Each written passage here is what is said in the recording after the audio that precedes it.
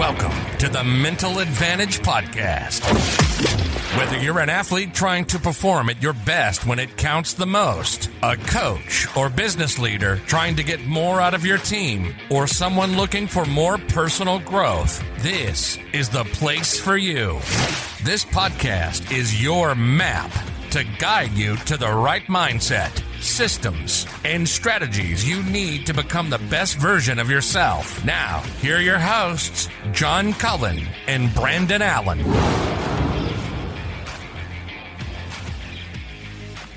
All right, welcome into the Mental Advantage Podcast. Tonight's guest, Dave Kline, is a unbelievable, I think, I almost would say leadership expert. I don't know if Dave would feel comfortable with us using that terminology, because sometimes people are a little bit, skirmish about experts, because he would, I'm sure, being a lifelong learner like he is, be the first to admit, hey, I'm still trying to figure this thing out myself.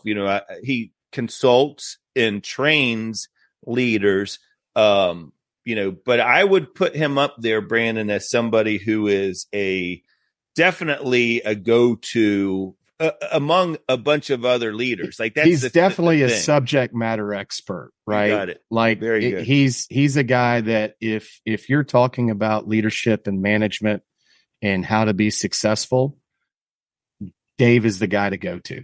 Yeah, no doubt about it. And so for the listeners, we're talking about Dave Kline, who is an individual who trains leaders on the Playbook for leading high-performance teams. He's an entrepreneur, writer, speaker, coach. He's got 20 plus years of experience leading high-performing divisions at Bridgewater and at Moody's. And he and his wife have developed the management Accelerator, as well as the Codified management Playbook, which is, he talks about some of those resources in this episode. But guys, definitely it'll be in the show notes, but go on and check those things out.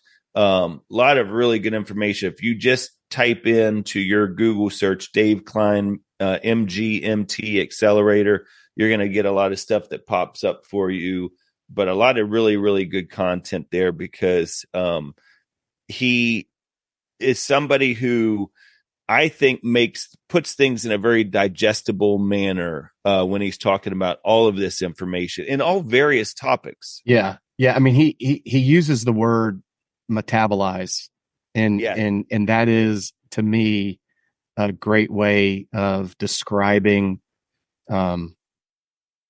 Dave. And what I learned from the conversation with him was he knows how to take a lot of lessons learned and a lot of theory and metabolize it and give it to you in a way that you now have immediate application too, by the way, right? He mentions in the conversation about, he really enjoys reading those types of books and studies and things like that give him something that's immediately actionable. And I think the listeners will absolutely be able to get that out of the episode.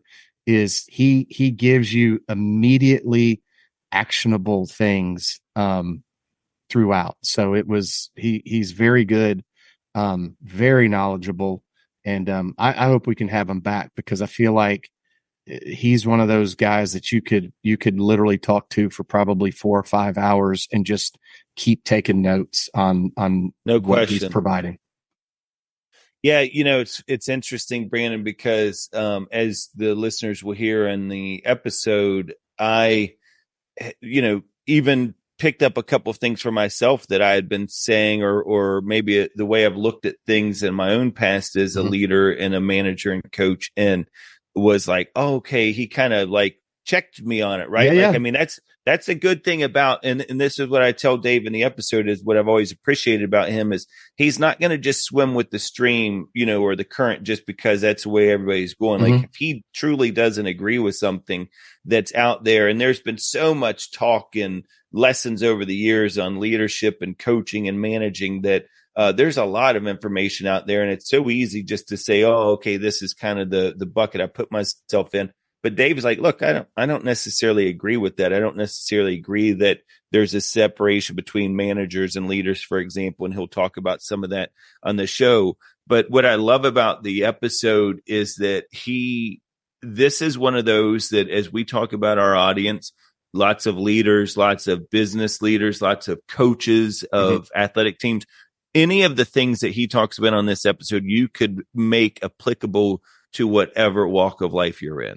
100%. And, you know, the idea of change and constant change too, right? Like you talk about like learning something, but, you know, going into staying in a role too long or not developing people to take your spot so that you can advance. And it's just, you know, his intellect on how to be able to manage, you know, manage upward. I mean, that's something that a lot of folks don't hear very often. And I thought that was a really great bit of insight from him. So I think it's a great episode. I think the listeners are going to learn a lot tonight. Absolutely. Well, guys, we're not going to keep you waiting any longer. Get that pen and paper ready. Here is Dave Kline. All right. Well, here he is, Dave Kline. Just like we talked about in the introduction, Dave, thanks for coming. Thanks for joining us. I know you're super busy, as the audience just heard in that introduction. You've got your hands in a lot of different arenas. So we definitely appreciate you taking the time to join us. I appreciate you guys having me on. I'm glad we could pull this off. Yeah. No, it's going to be exciting. So, Dave, you did a little peek behind the curtain for the listeners. We were just talking there before we got started about how challenging it is sometimes when people hear the great platitudes about themselves. You know, they don't necessarily, that maybe makes them feel a little uncomfortable getting that type of feedback. And you were saying, hey, I've got a great story that actually kind of highlights that. Go ahead and tell us a little bit about that. Yeah. So it was from this morning. So we, as you heard in the intro, we have the Management Accelerator, which is run by my wife and I. And every class, we sort of open up with what we call a no-fail question. The main point of it is to make sure everybody figures out where the chat is, gets them comfortable, gets them to snap out of their whatever Zoom meeting they were in before. So they come in, there's music going, there's a no-fail question. And one of our favorites that we do when we're in-house at companies is like, tell me about a win in the last 2 weeks. And it could be personal, it could be professional, yours, it could be your team's, whatever it is. And so we were like, oh, why don't we try the wins thing with this group? It's a group of, 40 or 50 people from different companies. Right. And so we're pre-gaming it, and we're like 1 minute out. And I was like, what win are you going to do? And she was like, well, what are you going to do? And I was like, 60 seconds. So I'm like, okay, I got the LinkedIn badge. If that'll be my win, I'll say that. And then very seriously, she was like, do you think it's bragging if I say that one of my old bosses reached out for coaching? And I was like, bragging? Like you've been helping train like 872 leaders over the last 2 years. Like, what a compliment. And like, what an earned compliment. So that's part one of the story, is I'm like, literally the person teaching the class is like, do you think it's okay if I say that like someone who I used to look up to now thinks that I might have worthy information to share with them? Yeah. Then we go in and like we sort of, prime them, ask the question, crickets. And like literally crickets. And they're usually the pretty chatty group. And so I have learned from like years of interviewing, years of management, now 14 years of parenting, that silence is a superpower. And so I sort of prompt them one more time and do a little more banter, and still nothing. And then finally I'm like, I'll wait.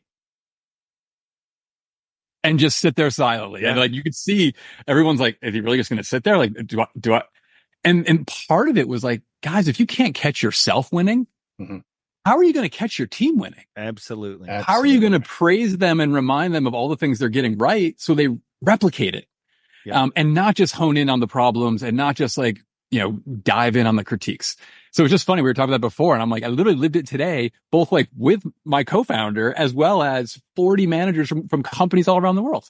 It is really hard for us to like catch ourselves winning, to like say it's okay to win every now and then. Why do you think that is, Dave? Like what is because I think we've all been around people before where, I mean, is it a cultural thing? Is it a shift where you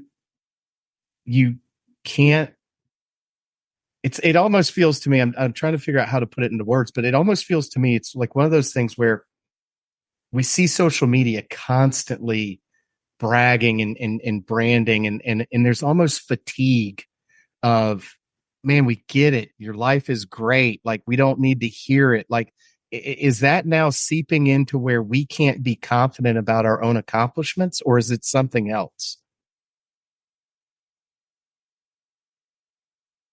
I imagine that's part of it. I think that there's also, we in the warm up, we sort of mentioned servant leaders, right? And so there's this idea that I'm going to be like very humbly at your service. You take the wins, I take the L's, all of that. And so I can imagine that some of it emanates from a good place, which is like, I don't want to take the credit, that thing wouldn't have happened just because of me. It happened because of all of these other things. Sure. But one of the reframes we try to do with some of our leaders, because you can sort of translate that into, we go through a part of the program on your professional competitive advantage. And the thinking of that is, there are all kinds of different leaders. And, you have a brand as a leader, whether you like it or not. And so the question is, do you want to be intentional about it? Do you want to shape it and craft it to be the type of leader that is like your highest potential? Or do you just sort of want to let whatever happens happen? And it was a light bulb moment for me. Like, I spent, before I ventured out on my own 2 or 3 years ago, I was 10 years at Bridgewater. And, we can probably go into plenty of failures if we want. I nearly got fired in my first year. I had moments. I mean, I got shingles at one point running a performance review process. Like, there was moments that were a hot mess. But one of the things that I got to be known for is like, I was just like a patient developer of talent. I could coach people. Often, despite not being the oldest necessarily, they'd be like, "Oh, he's the adult in the room. Go see Dave." And when I left, they gave me a gift. They at that point, the girls were like 7 and 9, both voracious readers. And they said, "Hey, we've donated a library in the local shelter in your family's name. And not only that, it's for children. And so we've had 100 of your colleagues pick their favorite children's book and then inscribe in the front of it what you meant to them and why that book connected to it. And so you should go visit it. It's there." And like, every time I tell the story, I sort of get like goosebumps and like half tear up. Yeah. And I left and I was like, wow, so that's my brand, right? Like, I like can't think of a better brand to have. And I leave and I go into the world and I'm like, world, I'm here to do the same thing. And the world's like, who the hell are you? Right. Because I hadn't told anybody. Like, I hadn't shared any of my ideas. I hadn't written about it. I hadn't coached anybody in the outside world. I hadn't trained anybody other than at my companies. And I was like, oh my gosh, I left 2 decades on the table where I could have been doing that in like a very authentic way that is, advocating, but not bragging, and just sort of sharing, like, I am helpful to certain people who need certain help. The only way that they can know that is if I tell them. Right. And that's for me, when people get stuck, I'm like, imagine someone had the key that like unlocked the door for you and you couldn't get it because you didn't know they had it. Right. That's what we're talking about. Like, and so I think when we think about celebrating wins or we think about highlighting what we've accomplished or what we're capable of solving, I think that is a very different equation. So that's how I try to help people reframe it and get past the like, no, I can't take credit for anything. Well, I also think that there's a little bit of that vulnerability among leaders and managers that kind of lends itself to the imposter syndrome, right? Like, it's almost like a fear, like if I'm too braggadocious, if I talk too much about these things that I can provide from a value standpoint of my currency, then maybe someone's going to test me on that. And if they test me on that, then I might not be able to live up to the task, So I think there's a lot of different things in there. I remember way back in what I called DM dummy school, right? When I first became a district manager, there was a big talk about if you're telling your team stories, don't make it about yourself. If you're talking about successes, don't say, well, I remember when I was a sales rep, this is what I did that was successful. They taught us to, be like, I knew a sales rep who did this, and this was the result, because they don't want, they didn't want the team. The thinking behind that was, you don't want the team thinking, oh, well, I'm never going to be able to live up to this type of a thing. I mean, first of all, what are your thoughts on that? Because I don't necessarily, as that, the deeper I got into management, I think, to your point, like, they're not going to know what you have to offer if you don't share some of the things that you've done successfully in your past. I actually, there was two different things you brought up that I want to jump on, because it's like I'm not very controversial on social media, but my third rail is imposter syndrome. Like, for whatever reason, I can't help myself, because I constantly will post that it's like the worst rebranding of growth ever. Right. Like, we've invented this thing, which is like to be avoided at all costs, that like we should run from it. And I'm like, oh my gosh, it just means you're like 1 foot in stretching into like the next great opportunity for you, and still 1 foot in what you're competent and capable of. Like, you feel like an imposter because you're straddling that border. Right. And that's where like all the goodness comes from. Like, why are we running from that? Like, we should be trying to stay there in a sustainable way as possible for as long. Now, I've been lectured. I recognize that there is a subset of a subset of a subset of people who genuinely go through a psychological disorder that is imposter syndrome. But we keep taking these things that are like clinical and precise, and we blow them up to mean everything. Sure. Correct. So anyways, we don't need to go down that rabbit hole. That's my version of it. But I just, I don't know. I just sort of, when we get there, I'm like, no, like, that's good. Like, as things are supposed to be hard. Hard things make you stronger. We should do those things. So absolutely. If I can tag on to that too. Yeah. So you had tweeted something out probably about a week or so ago that I thought was really interesting. And now, looking back and reflecting on what you were talking about and hearing this, you were talking about burnout doesn't really happen because you're working too much. It's when the work doesn't feel like it matters, right? So if we continue to downplay our relevance within that work structure, are we creating an environment that causes more burnout? You know what I mean? Like, we keep pushing things down, and it almost makes it feel like it's not important. Or when you're talking about work that matters, is it really that busy work kind of a thing? I don't know if that's a really solid question, but are we creating that environment by not taking some of those platitudes to where we feel like what we're doing isn't important? I think so. I'll say it back to you, and it's maybe, I remember that because that was another one where I like had a handful of people come out to be like, you are diminishing people who are suffering from this disorder. And I recognize that there is, again, a subset of a subset of a subset, but popularity has like turned burnout into, I'm tired. And it's most like, I'm not trying to be flip. Like, I literally think there's people who are just tired and they're like, I'm burned out. I'm like, you're not burned out. You're just tired. Like, there are people who are physically, like, their physiology has shifted. Their hormones have imbalanced to the point that they need to be like treated and medicated. They're burned out. But let's not put everybody who's working hard in that whole space. The interesting part, I think, and it sort of ties to some of the stuff we were talking about before, of like, well, what does work look like in 5 or 10 years? Like, we all have kids. Like, what does it look like for our kids? My girls are 8 or 9 years from the end of college. And I'm like pushing computer science, and I'm like, was that even going to matter by then? You know, or are we just going to like talk into things that turn whatever we say into code? And so then you don't actually need to know how it works. But that idea of, I think the more that it becomes a paycheck, right? The more that is, and again, I recognize that like, depending on where you are in your hierarchy of needs, a paycheck can be super meaningful. But at some point you cross over the like, okay, I have the basics. And then, well, what the next part is, like, can I convert that into a purpose? You know, can I be aligned with that? And I think the more, and I sat in roles for way too long. Like, I can look back on my career and be like, no. You virtuously talked yourself into hard things being worthy.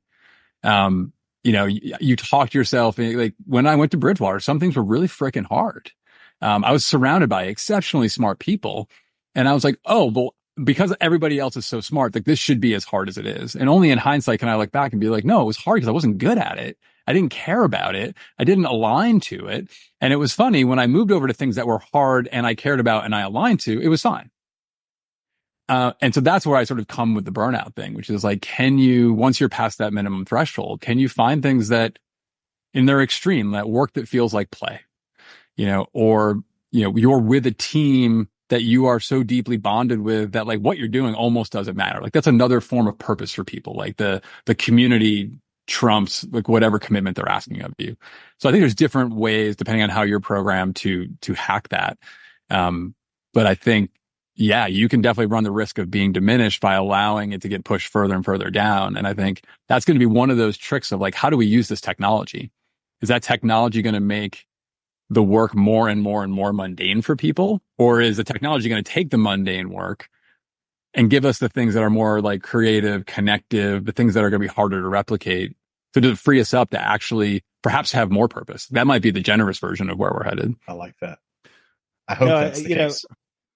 Dave, one of the things that I appreciate about your content is actually what you just described in the, when you were talking about imposter syndrome and just now about burnout is you challenge that conventional thinking. You challenge this idea that, and one example I think about is I heard a podcast that you were on where you were saying the podcaster asked the question about, the difference between a manager and a leader.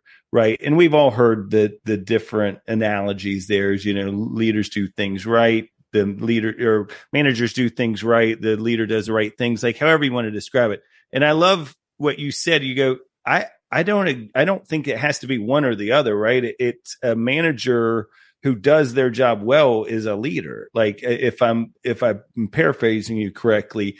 And I think that's such a key thing. I mean, could you talk a little bit about this idea that people have, like that you have to be one or the other, either going to come at it from this tactical approach or you're going to come at it from that leadership approach? Yeah. The other version is you manage the work, you lead the people. That's right. Yes, exactly. Yes. Look, it's funny because I sort of entered this world from actually the manager side, not the leader side.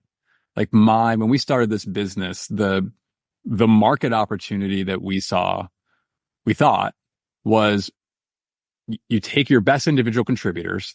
Typically, these are people who've done exceptionally well through 22 years of school, right? They've gone into good schools. Then we bring them over. We give them like cool banking rotation jobs or cool consulting analyst jobs. And we put them through that for 3 or 4 years. And then the best rise to the top. And we say, what a great idea. You know what they should do? They should be a manager. Mm-hmm. Congratulations. You're a manager. Just like me, you'll figure it out. And welcome to management by hazing. Like that's like a all too common path, which is crazy when you think about it. And so I thought the market opportunity was those people where I'm like, okay, what if we just train them on the new craft? What if we said, hey, you should know how to set expectations clearly. You should know how to have the 5 or 6 hard conversations that are going to come up and are necessary to get through well. What if we taught you how to coach a little bit? Some feedback maybe. Heck, why don't we even start recruiting the new people? And so we just thought like we could teach them some of those fundamentals. And we thought that was the space.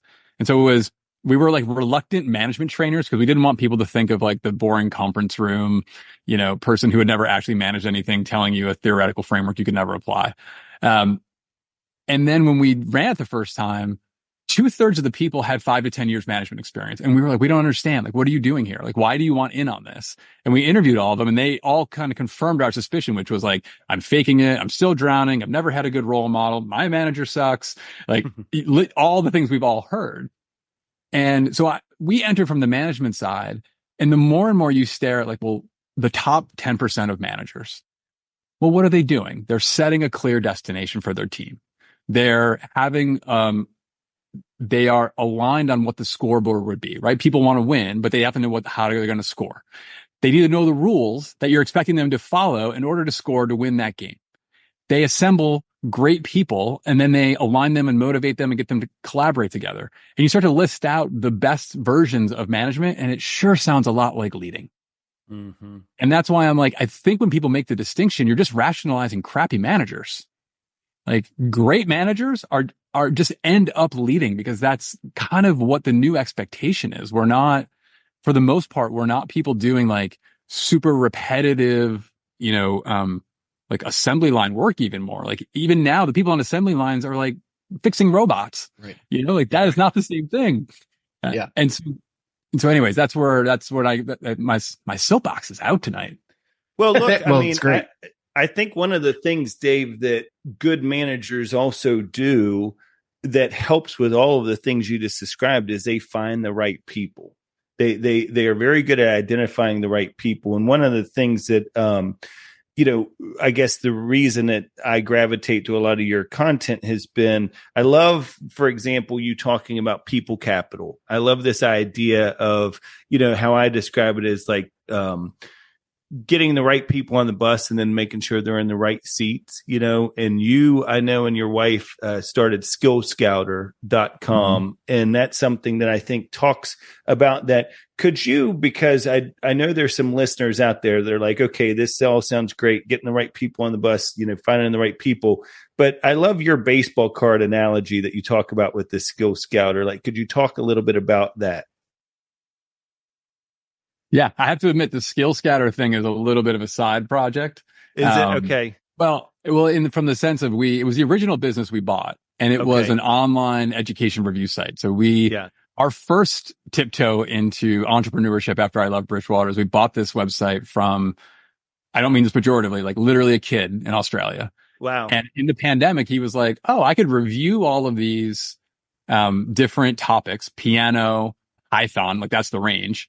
Yeah. And, I'll find the 10 best courses and then I'll get 4 or 5 of them to pay me an affiliate fee if someone takes it. And he did that across 300 or 400 topics. It was actually a pretty high cash flowing business. And so we bought that, but within 6 weeks of buying it, Google was like, hey, that house you bought on Main Street, that's in the outskirts of town now. We're going to change the algorithm. Your traffic's going to get cut in half. Yeah.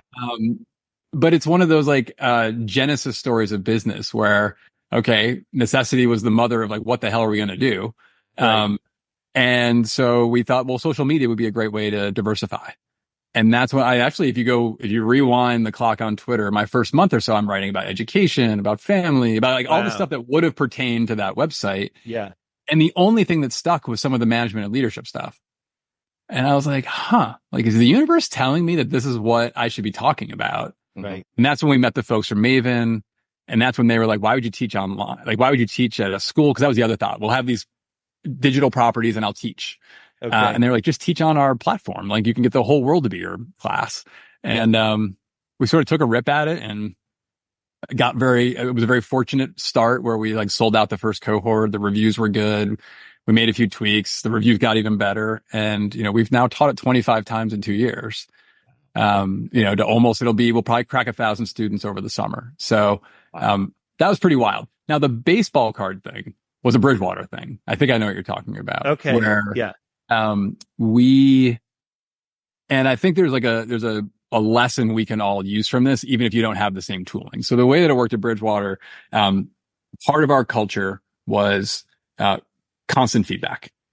Like by constant feedback, I mean, there was a tool that anybody could leave feedback for anybody else. We all had iPads that were supposed to be on us at all times. So every meeting, out come the iPads. It created a grid, givers and receivers. And literally, like we're in the meeting, and if I like, oh, John, that's a really clever idea.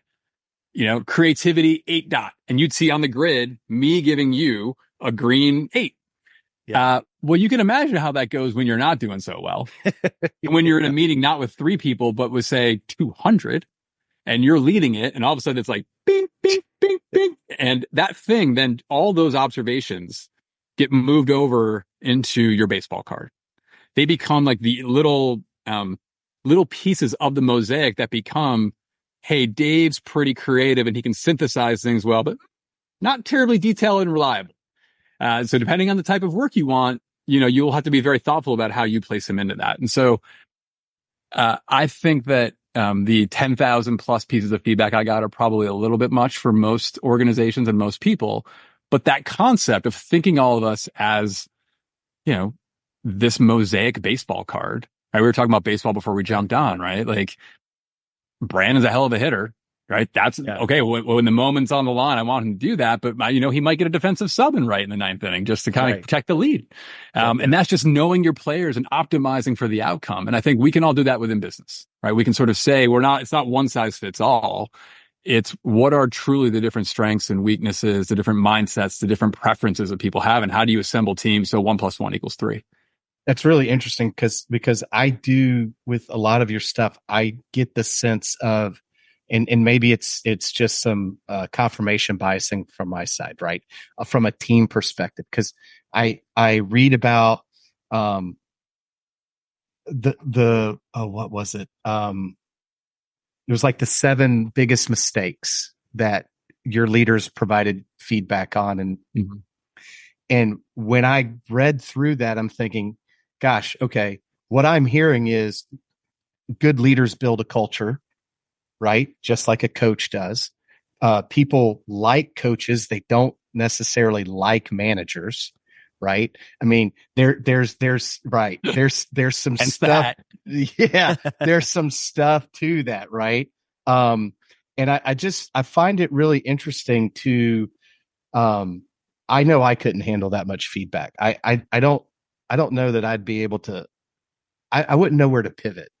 I really wouldn't. I think if I got that much feedback and I was short 1 or 2, it would be very difficult. But to your point, I do see this layering of the overall team, and as a leader, being a leader of a team. And John and I talk about it, and we've talked to other guests. A great organization, whether it's a team, a company, or whatever, they're led, but the culture and the accountability has to be across everybody, right? And as much as I couldn't handle that much feedback, I think the accountability that comes with that. I mean, you sure as heck aren't going to walk into a meeting unprepared if everybody has an iPad and can give you immediate constructive criticism, right? I mean, I think it definitely permanently goes into your Twitter feed, right? It fosters some stuff, but I think it'd be difficult. But I do love this idea of leadership and really as a team building, because it really resonates with me as far as that goes. One thought, in terms of, this might be helpful for some of your listeners. I would say the vast majority of people would say that is too much feedback for anybody to metabolize. And I would agree. And so but there's learnings in having figured out how to do it. And I think the people who did it really well, were not passive consumers of feedback. So when I think about a passive consumer of feedback, they mostly are directionless, and therefore don't have any sort of anchor to evaluate the feedback. And so one version of dealing with that is like one extreme is you get people who are very defensive, which is like, because I don't have a processor for that feedback, I'm not even going to let it in. And then I think you have the people who are the other end of the spectrum, which like we call it, like, they would get spun around. It'd be like, Brandon says blue and John says green and like Dave says yellow. And the person's like, I don't know. Like, I don't know what to do. Instead, the people who seem to metabolize it really well know the direction they're trying to go. Like, oh, I'm currently a manager and I'm trying to become like a senior manager in this particular way. And I've got good understanding that these are my 2 primary capability gaps. And this is what I'm trying to work on. So when then all of a sudden this feedback comes in, you could say, okay, well, John gave me feedback on creativity and nothing in my strength or weakness sort of set of capabilities that I need for this next step has anything to do with creativity. And so like, super cool, useful, John, but like, I don't need to like get spun around by that. Then Brandon comes in with something that's like, oh, like here's a, feedback. I'm like, you weren't systematic enough. And you're like, oh, that's one of the things I'm working on. Okay, great. Let me go understand that more from him. What's he seeing? Does he have ideas on how to do that better? And so you can sort of parse, because you can put it in the context of where you're trying to go. And so you have to be like an active consumer to take in that volume of feedback. The other thing I remind people, the majority of feedback's about them, not you. That's right. It's their background, it's their experiences, it's their biases, it's their preferences, it's all.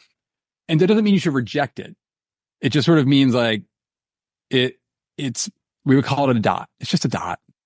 You know what I mean? It's just one piece of, and again, if it fits in your mosaic and it helps you build another brick in the path of where you're going, then like place it. And if it's sort of out of left field or that person was just ticked off or it has nothing to do with what you're trying to accomplish or it's not impacting the team's goals, you can just thank them and like tell them to keep it coming. But like, I'm probably not going to do anything with that. Mm-hmm. Yeah. Well, you know, it's been my experience, Dave, that the most successful people, and I think this goes to what you're talking about, having a way to process it, is the most successful people I've ever been around hunger for feedback. They love that instant feedback. They're the ones who come to you. Hey, Dave, what'd you think about that? What do you have any feedback for me or whatever? And I think a lot of that has to do with the fact that, but you also have to understand that there's a lot of managers out there that are giving feedback just to give feedback. And it's pointless. It's like, it's coaching just to coach, right? It's like I spend a day in the field with somebody, I'm evaluating them as their manager. And at the end of the day, I feel like I should give them some feedback. And so in light of there not being anything that they did developmentally that day, maybe I just didn't observe anything. They almost create these things. And so that can be a trust trap too for a manager, right? Because now all of a sudden they're providing feedback that the person, you know, doesn't necessarily agree with, or, you know, one of the things I always say is I think what helps managers is if they set the expectation early on that you are going to, I used to always tell my teams, for example, is I believe 90% of my job is to help them identify blind spots. It's those things that innately, if they knew they were doing, and if this is potentially getting in the way of their success, they would want to change that. But maybe they just don't see it for some reason. But I think it's just setting that standard up front. And I used to do this when I would inherit any team or somebody come to work for me for the first time, is have that conversation with them. And now all of a sudden, when I am providing some feedback, I'm reminding them, this is about the performance. It's not about the performer. It's nothing personal. But it's also something that we're doing from a behavior feedback standpoint. It's personal. Don't kid yourself. You can say that if you want, but it's personal. Really? Yeah. Yeah, for sure. Meaning just because they're going to interpret it as personal, or do you think most leaders or managers are taking a personal tone to it? Well, because a person did it. Yeah. A person made the decision, applied the judgment, took the action, and like they are that person. So it's I don't know. To some degree, I'm like almost like don't take that away from them. It is personal. Yeah, but that's okay. But you're the type of person who wants to get better. Right. It's funny, like I would quibble a little bit with 90%. Like, okay. I think that, if 90% of your job is helping them find their blind spots, chances are you hired the wrong person. It's a good point. Like, I think it's probably closer to balance. I'm 60-40, 40-60. I don't know. But like, I tend to think of it more as the middle. Like, if I get the right people from a capability perspective, because easier, quite frankly, it is easier to buy than build. Right. If you just look, you know, we've been using the sports analogies, right? Like the Rams were pretty good with Jared Goff, and then they won the Super Bowl when they made the trade. You know what I mean? Like there is a system that you can run. You kind of run your system to the top level that your talent can take it. But at some point, your talent caps it. If you can raise the level of talent, then you can improve the quality of your system. And so to some degree, I'm like, guys, the most important thing you're going to make is the decision on who you hire, who you bring in, because the more that they come in able to like either do the things you need them to do or quickly ramp up to them, then the more that actually your job should be catching them winning and not finding their blind spots. Like you should be reinforcing like, yeah, that thing, do that again. Systemize that. Teach everybody else that. You know, can you do twice as many of those? Because all those things are awesome. And they're feeling great about it and they're wanting to replicate success. And, you know, everyone's like looking at that. And so I don't know, I think it tends to be more balanced. Inevitably, when those stars start to progress and get into new positions and higher levels, you will probably then shift to a little bit more of your time being like, oh yeah, that thing that served you well here is now a liability over here. right? When you're like the hard charging individual contributor and all of a sudden you become the hard charging individual contributor like manager, you're going to need to adjust. You can't do that, right? I mean, because you have to be able to delegate to succeed at any level. You just have to. You're speaking his language now, Brandon, because I know Dave's really big on delegation, right? Like, I think I've seen you say that, what is it, like 60%, or I wrote this number down because I was 60% of managers fail. That's it. Because they don't delegate, right? They don't do a good job with that. And what amazed me, Dave, is somebody I think asked a follow-up question of, well, what should they delegate? And you said everything. Delegate everything, right? Mm-hmm.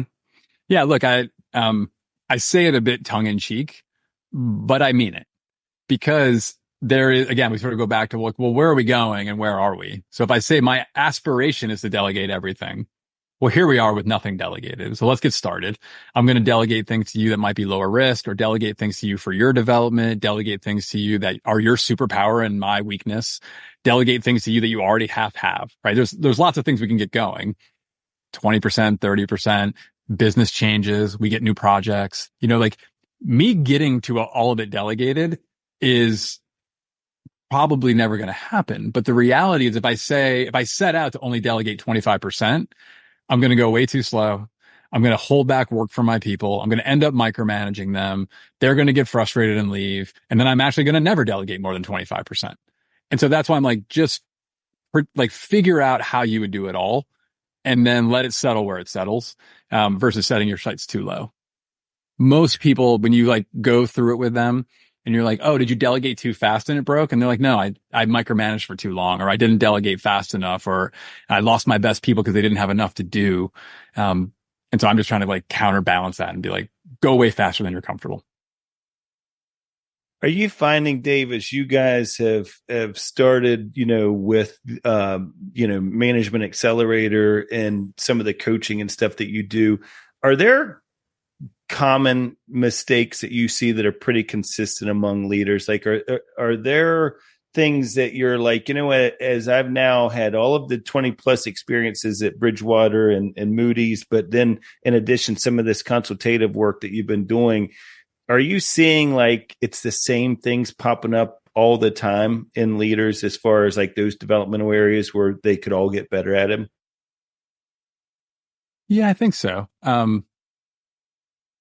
There's a more detailed version if you sort of went by level of leader and sort of the situation of the company, right? Like a CEO at 1,000-person company that just went through a riff and is shrinking might look very different than the startup founder who's going from 30 to 60 employees, and is just found product market fit and is going gangbusters. The people who are in those quadrants might have similar problems. The problems across them might be different. The two, that are shockingly prevalent, almost, I think, independent of stage, industry, et cetera. One is rationalizing not having necessary conversations. And the second one would be not setting clear enough expectations. And, we can go into either or both of those. But if you said to me, from CEOs down to frontline managers across functions, I think if everybody got better at those two things, work would be a far more productive place. It would be a far more healthy place. So let's dig into this, if you would. So rationalizing not having those crucial conversations. I want you to take this approach, if you don't mind, is because I 100% agree with this. I just read a great book not too long ago, The Elephant in the Room, which I thought was really well done, about that very thing. It's just having the guts to have those crucial conversations. But what I mean by going both ways with this is I think we have a tendency when we're talking about leadership is to always think about it top down. Mm-hmm. I'd love your perspective as you break this down on how do we have that crucial conversation managing up? How do you have it both ways? Yeah. So in terms of managing, so it's you sort of have to say what's the crucial conversation?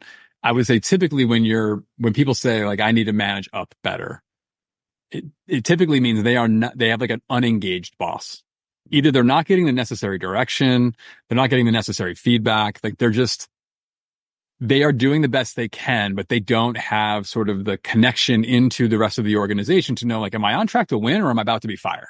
And so that anxiety builds up. So I think usually when people say I need to manage, or the other version of it is like, this person is like causing me abject chaos. They are micromanaging the bejesus out of me. They are like whipsawing me by changing their minds. It's usually one or the other. People who are like being reasonably managed usually don't talk about needing to manage up. Right, exactly. Right. And so I tend to think of, the solution when I think about managing up tends to be the same for both of those two extremes. And this will not be exciting for a lot of people to hear, but like, your boss wants you to manage them. Like, that is the reality. They won't say that for most of them. They probably can't say that, quite honestly, but stars figure it out. Like, the best managers know, like, okay, I just have to go manage my boss. Okay. So how do you do that? You start by like having like total command of your area. Right? Like, if you go into your boss and you're like, here's my dashboard. Here are the 3 main responsibilities of our team. Here are the metrics showing how it's going. 7 of these 9 metrics are green. 2 of them are orange. Let me explain to you why the 2 are orange. These are the primary problems that are driving those. Here's my solution. The solution will be in place in a week and a half. This is what's going on. Now let me tell you about the people on my team. The people on my team, here's the roster. I've got 2 openings. One's going to be filled next week with this hire we're super excited about. You remember, you interviewed him. And this other one's coming in a month. We've got these other 7 people who are going. These 4 are all stable. They're stars. I want to promote this one. This one's at risk. This is my world. What questions do you have? And your boss would be like, holy shit. Like, what? Yeah. Okay, cool. And just like that level of command over like the goals, the strategy, the process, the problems, the solutions, the people, like their temperature comes way down. Or their interest goes way up, right? So the one who's disengaged is like, oh, wait, there's a thing here. Like this, I like, that thing's being run and I probably should be a part of it. And the one who's like coming out hot is like, oh, I've got way bigger problems than this. And so you can sort of rebalance both temperatures in that way. The 201 version then is like, okay, I've got that command. Great. Now you start to figure like, how can I understand their goals better? Like, how are they being measured? How are they being incentivized? What thing is causing them a nightmare? Which of your peers is screwing up and causing them headaches? And how are you and your team helpful to their goal? Right. And if you can sort of build the trust, we'll start to reveal some of that and you can be helpful and like, oh, you know what? We've got a little capacity. Like, why don't we take that project for you? You know, those types of things. Like, okay, now you're like, without even saying it, you are starting to make a case that you are their succession plan, that you are the right hand man or woman, you know, like that whole thing. And so that's how I would have that question up. There will be listeners and they'll be like, my boss would kill me if I did that. You know, like you can't do that. And I'm like, okay, then just like take the picture of what I'm describing and take a few steps back and like do a gentler version of it, which is like, hey, I just wanted to share this new dashboard I've created. I'd love to get your input and feedback on it. I'm using it to really see like the projects and then like evaluate everything quantitative and qualitatively and really track my people. Could you help me make this even stronger than it is? Right? You can do a gentle collaborative version as well. It's sort of, you have to read the person of like, what is going to be the right move with them. Yeah. So what, Dave, I love that, by the way. Thank you for talking about that, because I do think that there's a lot of people out there that lack some of that courageous leadership to be able to do that. And so I think you just gave them some confidence there. How about the other piece of it?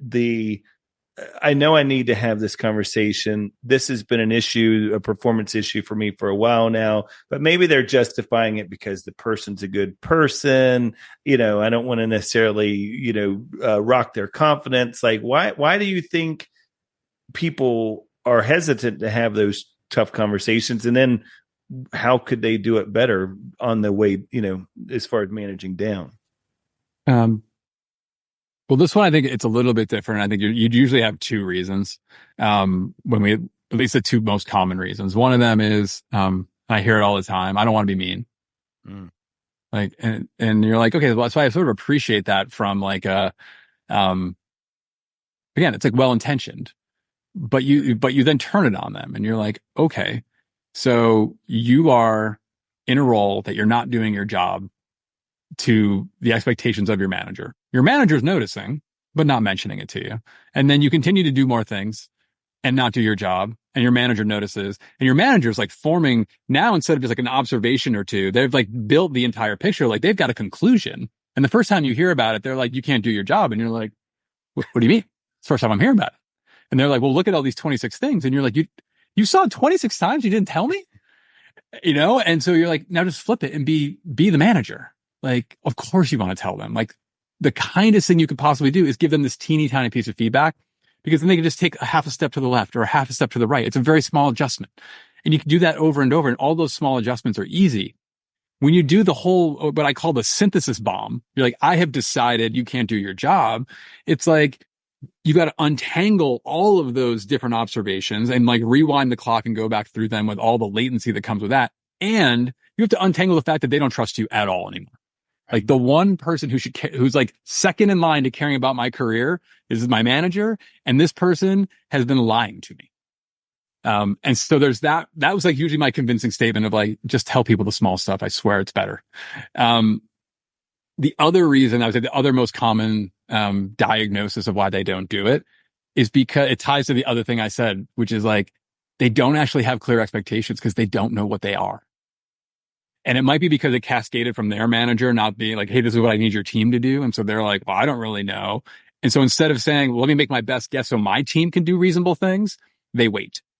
And so now they're lost, and they sort of transmit that same sort of opacity down to their team.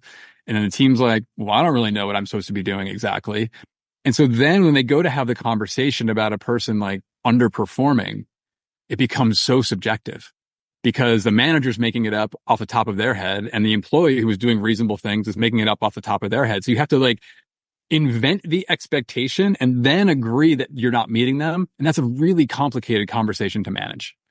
And so it usually gets super messy, super emotional, and blows up. And then once you've done that once as a manager, you're like, I don't want to do that again. And you're back over into bucket one.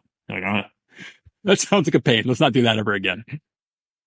Yeah, it's you also make me think about some of the learnings you can get from those conversations. And one that comes to mind, and I know you've talked about this in the past, is the skill versus will, right? Like is it something, that they just can't do because they haven't been trained, they don't have the resources, whatever the case would be, or is it a genuine want to issue, right? They either can do, they just don't want to do it. Or they don't want to do what's necessary to develop to be able to do it. Like that's like another version in the will bucket. Yeah. Yeah. It was funny. This came up in our class today where I sort of went back and said, I usually think there's 4 questions I try to ask when deciding if I have an underperformer. And the first 2 are for me, right? Which is like, do I have those clear expectations? And then do they have reasonable support? Like, have they had reasonable training? Do they have the right software process? Like whatever those things are. And when I say reasonable, I mean, if I went and got an average candidate off the street and put them into that spot and they went through that training and the support, they'd be able to do the job. Because you can get into the spiral, people where they're like, well, I need more training. I need more tools. I need more. And you're like, no, I need you to do your job. So the first 2 are me, right? If you have clear expectations and you have like very reasonable support, then you get over to the skill and will. And I usually do them in opposite order, to your point of like, if you don't want to, if you may have thought this job was a dream and now that you're doing it, you're like, I don't want to do this job. Great. Let's not spend a lot of time figuring out if you can do it, if you don't want to do it. And then sometimes they want to do it and then they see what they have to do, like the gaps they have to close, the development, like, oh, I actually have to talk to 100 clients a week. Like, I want to do the job in concept, but not in actual practice. And so you're like, well, great, that we're back in the will bucket. Assuming I have clear expectations, well supported, and they want to do it, then we're just into the skill. And this is the great part for the manager, right? Where you sort of have to decide, are they on a trajectory to be able to play the position adequately or not? And my rule of thumb is like, as we looked at a lot of positions over time, it's usually if they can't get there in 6 to 9 months, kind of depending on the complexity of the role, they're probably not going to get there. The other lens to put it on is, if you're a smaller organization or you're like an A player only organization, like a high performing culture, it's not usually 6 to 9 months. Like, that answer in usually 4 to 6 weeks. Like you will stars can't help themselves. Like they just have to be awesome. You know what I mean? They are energy raisers. They're proactive. They're solving problems. They're figuring things out. They're doing the extra work. They're clearing over boundaries. Like you just know them when you see them. And so if you have that type of org, like small companies, like they kind of have to have people who play like that. And so you don't have to wait 6 or 9 months to be beyond a shadow of a doubt. Like you probably know in 2. So all these things that you're describing, and these are things, guys, I'm telling you right now, if you're not already participating in Management Accelerator, you need to go to that website, and we'll put that in our show notes, because I mean, you've got, just to give you all some ideas of some of the topics, 11 causes of burnout at work, as Brandon was talking about earlier, fix your broken team, 8 turnaround tips for sustained success, the 2-minute drill, simple daily habit to boost team productivity. I love the vulnerability paradox, how to use failure as your path to success. But I mean, those are just some of the topics, and there's pages of these things, all very digestible information that's easy to follow, easy to be able to take something out of it that you can use immediately in your management and in your leadership journey. My question, Dave, is when you and your wife were kind of creating some of this content, was there like, did you both, I feel like if I asked you right now without naming names, who's the leader that you gravitate to the most, that you've worked for in the past, that you just know, and what were maybe 2 or 3 traits that they had that were separated them from everybody else? I feel like you would be able to answer that question. Was that kind of how you all started? Like, what are just some of the things we were attracted to as employees to some of these leaders? You know, surprisingly, no. So I've known Mara since she was 13. So we grew up in the same small town in upstate New York. We were friends then. We both eventually ended up in New York, started dating, etc. And even in that like intervening 10 years between being, youngsters in Victor, New York, and, starting to date in New York, we had always sort of joked about like, wouldn't it be fun to have a company together? Like we both had entrepreneurial aspirations, et cetera. But we're also pretty risk averse. And so our route to feeling comfortable to be able to take the leap to like start a business, et cetera, was like a 20-year corporate career and runway. But we happen to be I don't know if I sort of believe you make your own luck to some degree, but you also catch some breaks. And so, I happen to have a bunch of good managers. Like it's funny, you said like, I bet you could think of the one. And I'm like, well, I'm lucky because I could think of the 5. Yeah. And what was interesting is Bridgewater probably invested more money into trying to develop and manage leaders and think about talent than per capita than any company ever, I would bet. Because we only had like 1,500 people, but we spent plenty of money on it. Moody's was very developmental. Despite being a 100-year-old company, they really invested in management, leadership development. It was the first time I ever had an executive coach, and I was like pretty junior. And it was a pretty expensive coach. Like that was cool. PwC, like I got paid for 3 months starting my career to learn how to manage, and so I'm like, wow, like what a fortunate blessing to have any one of those, much less 3. And then Goldman Sachs, amazing leadership there, put through that program, then went to Google, ran a huge team, then like had her own real estate book at Compass for a decade. So we've kind of gone 6 for 6.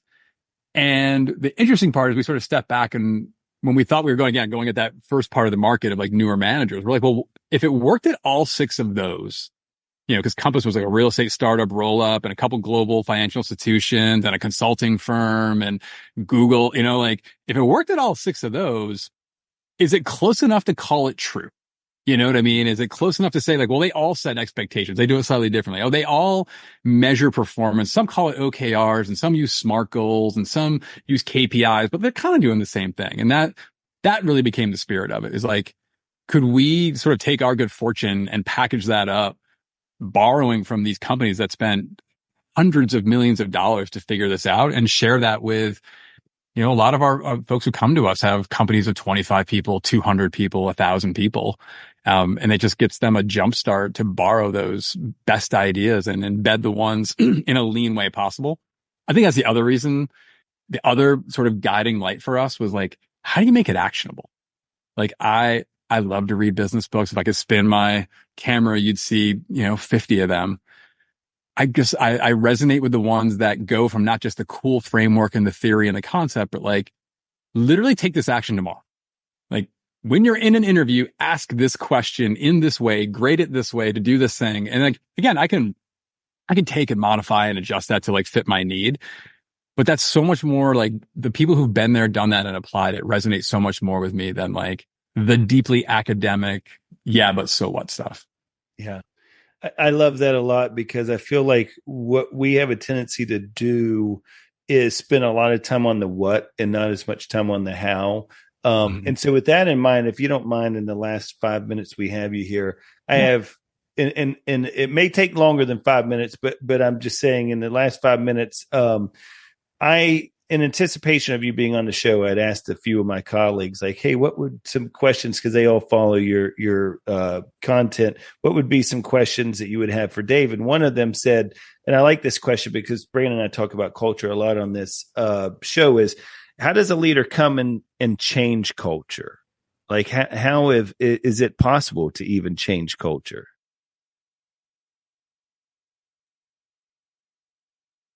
That is a good question. I like the ones that are a little bit harder. It is possible to change culture. It just depends on like how much you need to change.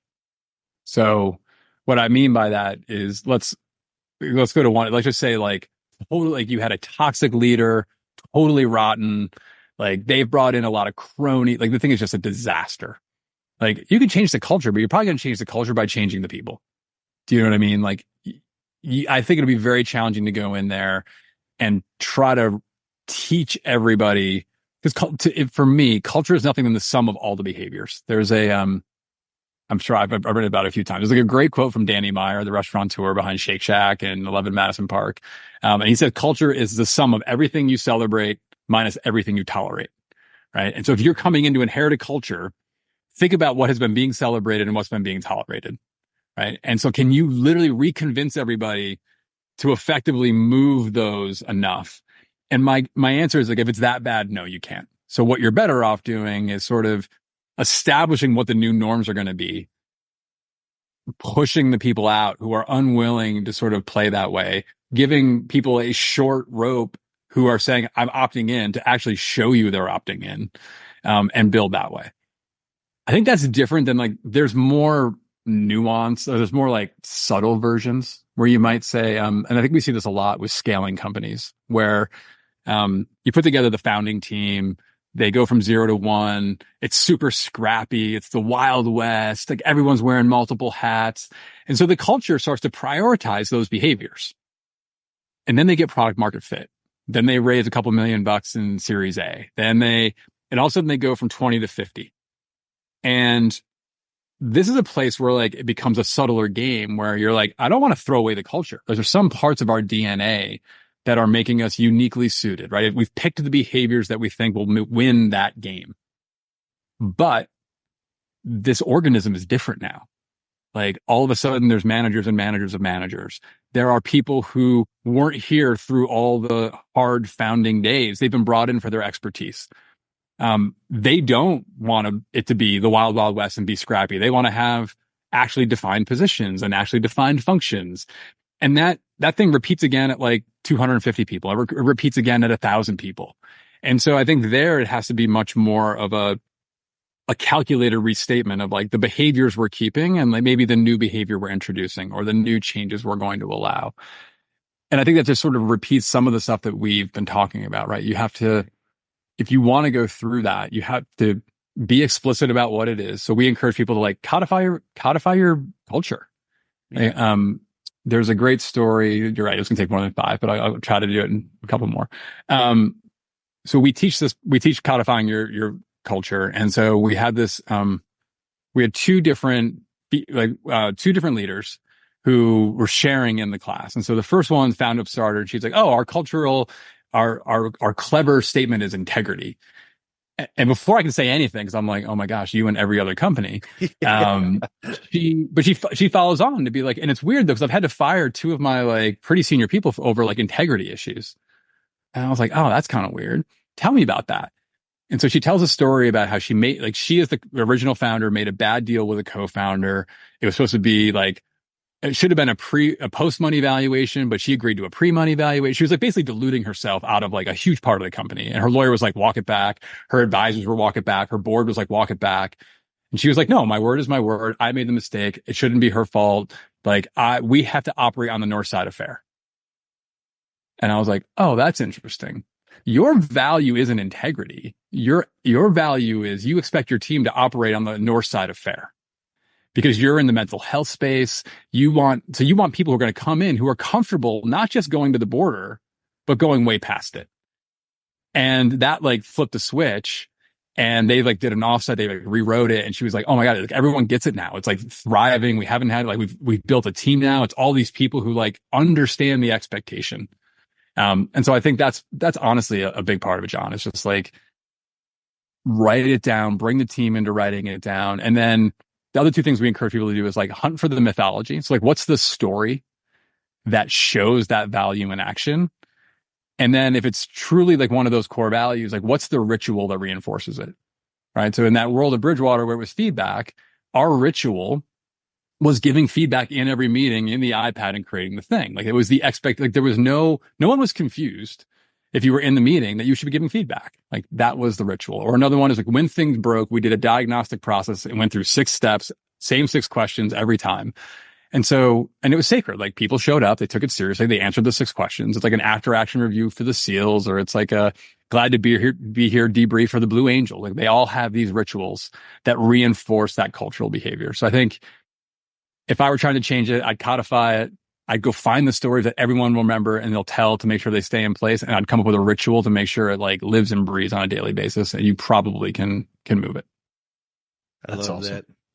That's awesome. It's so good. And man, I knew that this hour would fly by. It's so quick. I honestly, I looked down, I was like, well, when's Dave? Like when do we, like, yeah. I'm telling you. Does Dave have another 3 hours? But yeah. Well, look, Brandon just hit on, that's the invite for you, Dave, to come back anytime that you have time, because I mean, I just feel like you are one of those guests that when I was talking to some of my colleagues who are like you, study leadership, love to find out and just are, consuming as much information as possible, said, hey, we have Dave Kline on. Oh my gosh, I love that guy. Like I follow him on LinkedIn, whatever. And they were all like, ask him this, ask him that. I mean, I literally have like 3 or 4 more things that we could get into, but I do want to be respectful of your time. And I do want to make sure that when we do have you back at some point, if you're so willing, that we have some, we'll save those for that time. But just so much good insight. I love the fact, as I said earlier, that you're not just following suit with everything. I learned a bunch of stuff today. And one of the things I learned is I need to quit saying 90% of my job is identifying blind spots, because what you said made a lot of sense. And I also realized when I look at it, being honest from a self-assessment standpoint, that I don't necessarily manage that way, that I more manage what you were saying, catching them doing it right, more than just the feedback of those developmental areas. So thank you for that insight, because you helped me be able to put something in place immediately. Thank you guys. I love some of the best questions I've had. I don't know. You saw me pausing a few times. It's like nice to have to go a little bit deeper, to have to find those new examples. So I appreciate it. I feel like I learned a lot too. Awesome. Well, thank you, Dave. We definitely leave people speechless at times. So it's where are you? We're happy. We're happy that it was for the right reason tonight. That's right. Yeah, so it's not followed up with what kind of question was that? What is that? Well, Dave, thank you so much, and best of luck to you guys and everything. We'll make sure that everybody knows where to follow you on social media. Mm-hmm. Management Accelerator. You talked about the codifying stuff that you all have from management. Codifying management playbook. I mean, so much good content out there, and just got to know where to find it, and we'll point them in the right direction. Appreciate it. If you guys post it on social, let me know. We'll do our thing. Absolutely. Thanks, Dave. Have a great evening. Really appreciate it. Cheers, guys. All right. Take care. Want to provide feedback or stay up to date with the show? Visit our Instagram page at Mental Advantage Podcast, or you can send us an email at podcast@mentaladvantage.net. To have John Cullen work with you or your team, please write to him at john.cullen@mentaladvantage.net. Thanks for listening to today's episode.